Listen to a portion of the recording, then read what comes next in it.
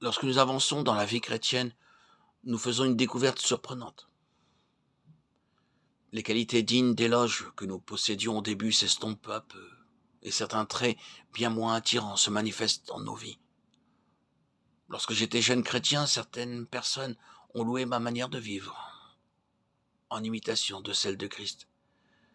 Mais quelques années plus tard, j'ai découvert consterné que c'était souvent moi qui faisais bonne figure.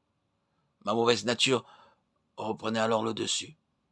Mais lorsque j'essayais de la contrôler, elle se manifestait de plus en plus, et pour ajouter à ma détresse, les croyants qui avaient fait mon éloge, impressionnés par ma bonne conduite, ne furent pas les derniers à me faire remarquer le triste état dans lequel je me trouvais désormais. Ils me rappelèrent que jadis j'étais si patient et tellement si gentil et si aimable. Maintenant, c'est une autre affaire. Le pire, c'est que leurs remarques étaient fondées. J'aurais même pu en rajouter et faire état de mes manquements, car ils étaient légion. Mais comment tout cela avait-il pu se produire? Où était le problème?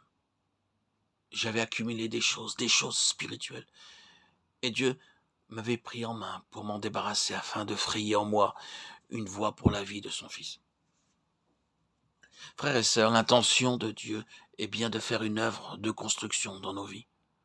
Cependant, il doit premièrement faire une œuvre de démolition, car nous avons la tendance naturelle d'acquérir des choses, et les choses en tant que telles n'ont qu'une place dans son dessein à l'égard de son peuple.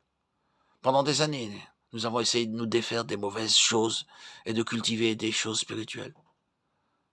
Notre objectif était de réduire les manifestations de l'orgueil et de mettre en évidence l'humilité de Christ. Nous avons lutté pour acquérir la douceur et l'amour et toute une multitude de choses louables. Et par le moyen de désillusions répétées, Dieu nous a convaincus du fait que nos acquisitions, pour aussi louables qu'elles puissent paraître, ne peuvent subsister longtemps. Seul ce qui est en Christ est éternel. Avant notre conversion, nous avons amassé les choses du monde, et ces choses, bien sûr, devraient être délaissées lorsque nous allons à Christ.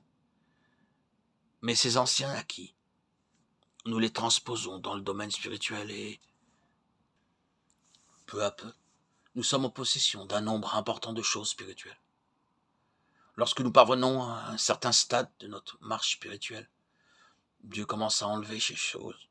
Ce n'est que lorsque ces choses sur lesquelles nous nous sommes appuyés sont ôtées que nous apprenons à nous reposer sur le Seigneur et à vivre seulement par lui. Cependant, à cause de notre tendance naturelle d'ajouter à ce que nous possédons, le processus de démolition et de construction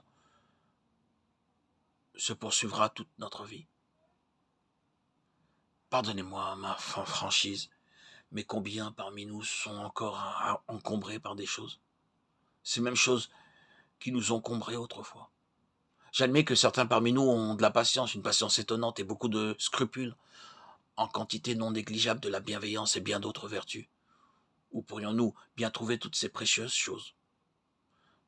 Cependant, la seule chose que Dieu cherche dans nos vies, il ne la trouve pas aussi facilement. Il ne cherche pas ce que nous possédons en nous-mêmes, ni ce que nous pouvons faire. Ce qu'il cherche, c'est Christ. Permettez-moi de faire allusion à une expérience toute récente pour illustrer ces propos. Il y a quelques jours, j'ai appris qu'un frère avait des problèmes chez lui, et ma première réaction fut donc d'aller le visiter. En tant que frère et à cause d'une certaine responsabilité, je ne pouvais faire autrement que d'aller le voir pour lui exprimer ma sympathie et l'aider matériellement si je le pouvais. Je partis donc vers le lieu où il habitait, mais peu de temps après, je ressentis une étrange fatigue. Pourquoi étais-je donc aussi harassé? En y réfléchissant, il n'y avait aucune bonne raison pour cela. Cependant, progressivement, je compris que ma propre vie était sapée, parce que le Seigneur m'avait laissé avec mes propres ressources. C'est moi qui avais été à l'origine de cette noble pensée. C'est donc mes seules ressources qui avaient été sollicitées. En essayant d'être la sorte de frère décrite dans l'Écriture, Dieu m'avait retiré son support. Il ne pouvait être satisfait par mes efforts à vouloir être comme Christ, mais uniquement par la manifestation de son Christ. En fin de compte, notre seul besoin est de le connaître et de connaître le Fils de Dieu. Lorsque nous le voyons vraiment comme la somme de toutes les choses divines, alors nous réagissons contre tout ce qui entrave le flot de sa vie. Nous réagissons lorsque nous voyons que les choses qui procèdent de Dieu ont été séparées de leur source et sont devenues des biens personnels.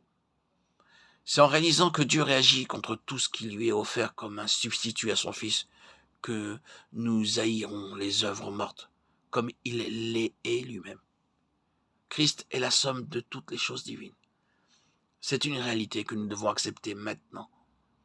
La reconnaissance sans équivoque de ce fait nous introduira dans le courant de son dessein éternel.